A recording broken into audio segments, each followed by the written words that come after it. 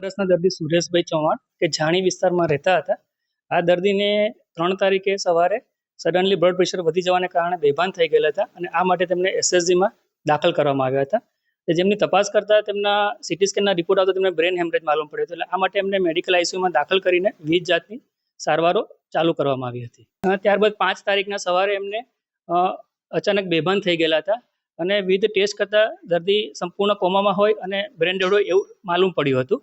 તો આ અંગે અમે દર્દીના સગા કે જે તેમના પત્ની અને એમના બંને બાળકોને સમજાવેલ હતું કે ભાઈ દર્દી બ્રેન ડેડ હોય એવું લાગી રહ્યું છે, તો આપ ઓર્ગન ડોનેશન માટે સંમતિ આપો. એ માટે એમને ત્વરિત જ આ માટે એમને સંમતિ આપી હતી. ત્યારબાદ અમે દર્દીના એટલે કે જે બ્લડ પ્રેશર 100થી વધારે એ માટે અમારા મેડિસિન વિભાગના રેસિડન્ટ ડૉક્ટરો, મેડિકલ ઓફિસર્સ, સિસ્ટર સ્ટાફ અને બધા જ અધિકારીઓ દ્વારા સતત મોનિટરિંગ કરીને દર્દીને બ્લડ પ્રેશર 100થી વધારે એ માટે સંપૂર્ણ પ્રયત્ન કરેલ હતા. અને ત્યારબાદ અમે સોટોને જાણ કરેલી હતી અને આ માટે મેડિસિન અને એનેસ્થેસિયા વિભાગ દ્વારા જે એપનિયા ટેસ્ટ હોય છે કન્ફર્મ કરવા માટેનો એ અમે હાથ ધરેલ હતો.